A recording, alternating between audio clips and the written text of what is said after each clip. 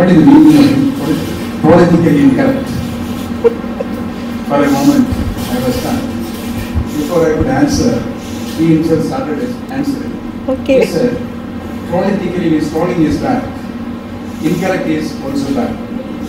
So, two negatives, so it makes a positive. Then he says, politically incorrect means politically correct. Politically correct means humorously correct.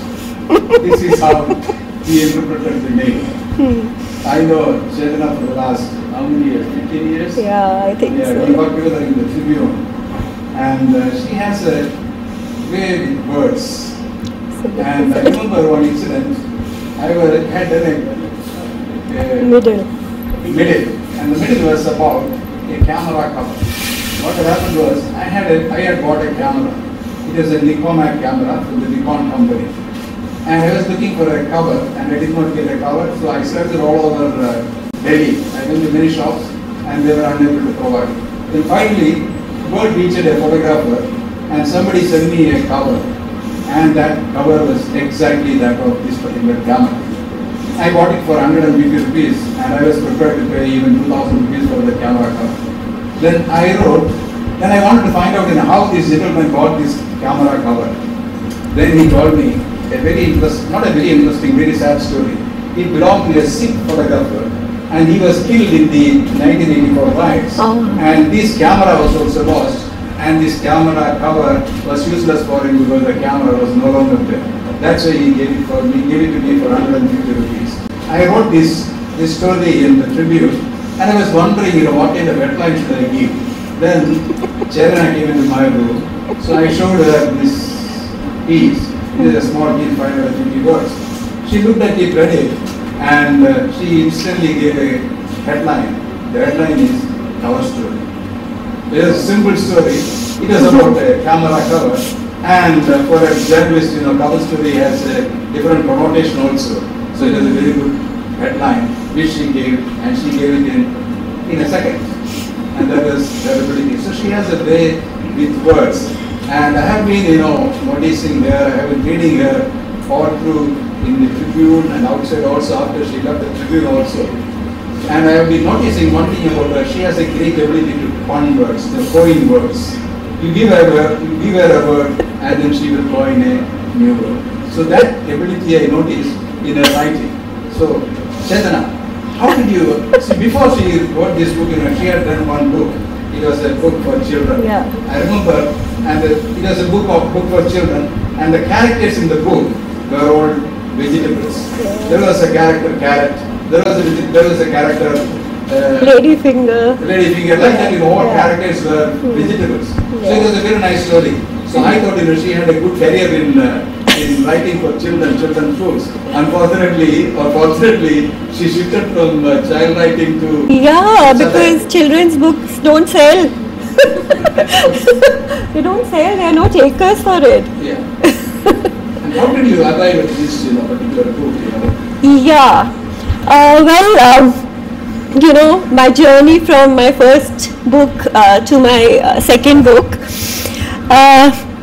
After I did my children's book, I had begun to, wonder why it was taking me, so much time to come out with my next book. So I had a couple of ideas, and but they sort of never took off. And so I was, how I rationalized it. All around me, there were prolific writers coming out with books every year, every second year, So I thought maybe something's wrong, I'm not coming out with my second book. So I thought maybe they all are like the Shah Rukh Khans and Salman Khans who have a movie for Eid, and they have a movie for Christmas, and they have a movie release for, Diwali.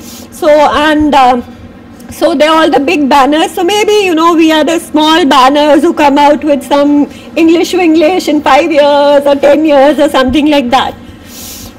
So the idea of this book in particular, because I was already, experimenting with this new genre of satirizing, critiquing the social media through my humor column called Literati.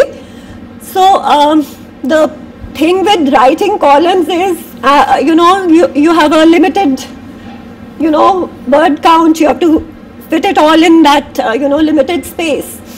And social media is a platform where you can write so much, about.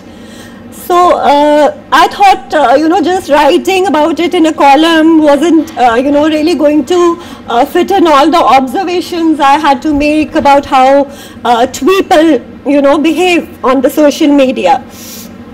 So that's how somehow, this idea of writing a book, critiquing the social media took shape.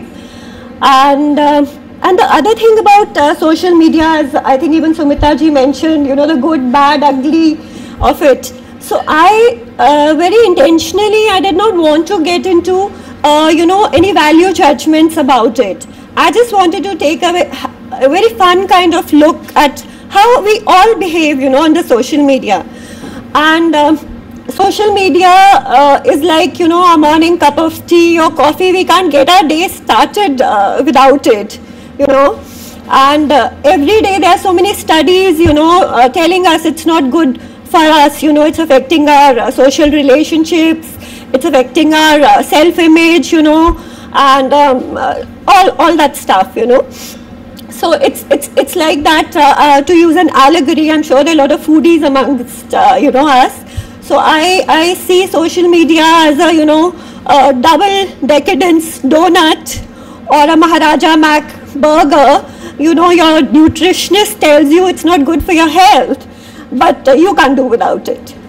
So that's how, the whole idea of putting into this book, no value judgments, but just a kind of, reflection of what, it being a kind of mirror of what we all are doing, what I'm doing, what you all are doing, on the social media, and all the kind of phenomena it's throwing up.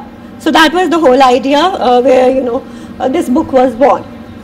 See, I joined the profession of journalism in 1973. At that time, most newspapers had some humor column. And there was a magazine called Sange's Weekly.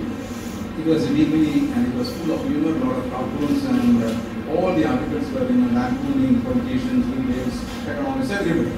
But now that is not possible. And one reason is, if suppose I write something critical of something, if I make fun of, say, Narendra Modi, then I may see it, because I am anti-BJP, that's why I am doing it.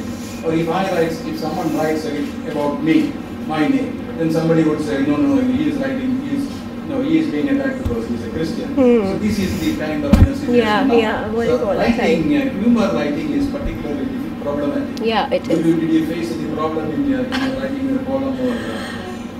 No, not really, because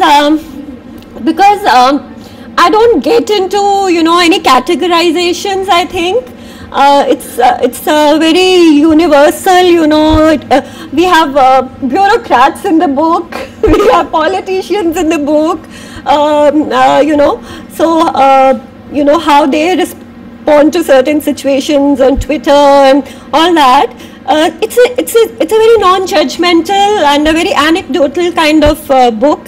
So I really haven't encountered any such situation. And though I do examine all the isms that we face on the social media, whether it's Sidhuisms and a lot of Shashi-isms, and selfie-ism is the biggest ism, we are all part of, and or it's status updateism and all those things, So I guess because I don't enter into a kind of, value judgment, the good or bad, and so far it's been good going. But then you are also very meticulous, because I know whenever she writes or when she finds that there is a problem somewhere, yes, she would even send me an SMS. Is this all right? I know all the legalisms. I got them checked, double checked from him. That kind of meticulousness writers are able to do. Yeah, thank you. And you also get credit for it. No, that is a distinction. And if somebody were ask me which passage in this particular book I like the most. Okay, I'd what? like to read out Yeah, please. 2 paragraphs. Yeah, sure. Troll more care troll. This is chapter 2. Ever since a slipper navigating its way through the stratosphere at a public podium to land on the unsuspecting skull of a neighbor, or ever been witness to, or perhaps party to, certain scratched and smelly elements of the food chain, such as rotten eggs or ripe tomatoes, in action at a public dais, darting dangerously towards a cranium appended to an Abhineda after he has delivered a speech even more rotten than his silver screen performance. Bingo. Then you have got the drift of things that are about to be heard on. Or, for those more familiar with war zones or war flicks on the torturous terrains of Kashmir or Kabul, have you ever watched hostile landmines erupting on unsuspecting deterrents? Well, that certainly should give the big picture of the driving sentiment of hostility typical to terra firma that finds resonance in Twitter words by the time of trolling. For trolling is today's